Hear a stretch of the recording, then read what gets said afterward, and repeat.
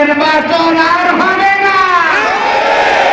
বাংলাদেশে যদি রক্তের মধ্য দিয়ে ভয় দেখানোর চেষ্টা করা হয়, যুবকরা ভয় পায় না, বাংলাদেশের জনগণ ভয় পায় না। আপনারা কি ভয় পাবেন? হাত তুলেন।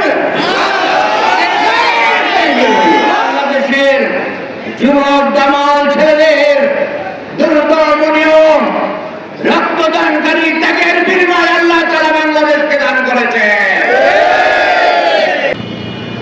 70, 71 এই যুবকরা ভূমিকা রেখেছিল।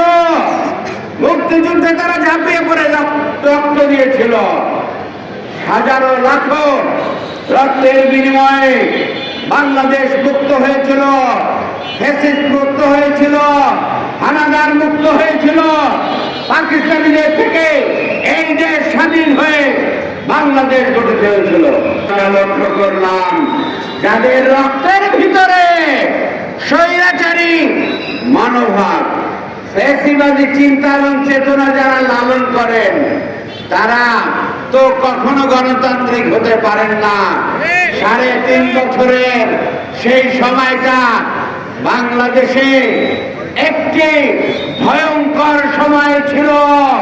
হাজার হাজার রাজনৈতিক কর্মীকে হত্যা করেছিল এবং এই দেশের চিন্তা চেতনা, মূল্যবোধ, ঈমান, আকীদা, আদর্শের বিরুদ্ধে অবস্থান নিয়ে ফ্যাসিজম এখানে মাথা গেড়ে বসেছিল।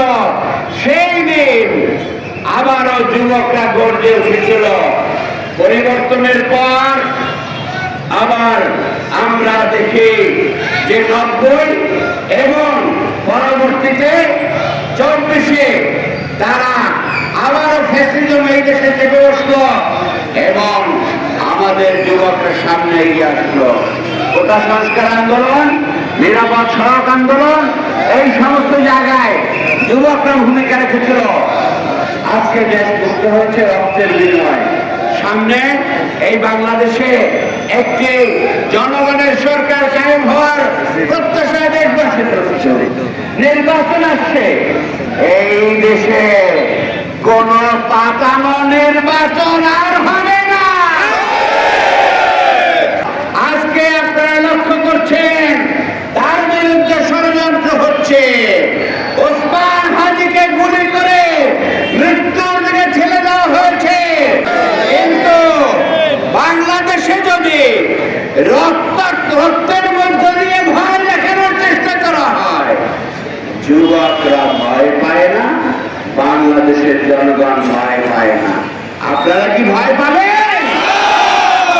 হাত তুলেন। আপনারা ভয় পাবেন না।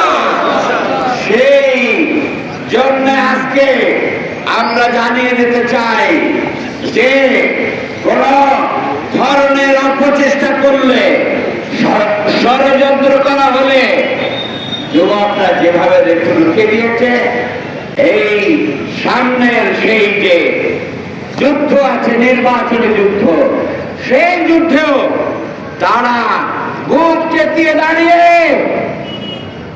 জনগণের ভোটাধিকারের মধ্য দিয়ে ন্যায় এবং ইনসাফের বাংলাদেশ, কল্যাণকর বাংলাদেশ গড়ার জন্য নেতৃত্ব নির্বাচন করবেন ইনশাআল্লাহ। আর একটি কথা বলতে চাই, যারা নানা ষড়যন্ত্রের মধ্য দিয়ে বাংলাদেশকে বিদেশি প্রভুদের ইঙ্গিতে চলার পায়তারা করতেছেন, তাদের সেই স্বপ্ন কোনদিন পূরণ হয় নাই, পূরণ হতে দেওয়া হবে না। বাংলাদেশের জনগণের বাংলাদেশের জনগণের ঈমান ও আকীদার ভিত্তিতে পরিচালিত হবে।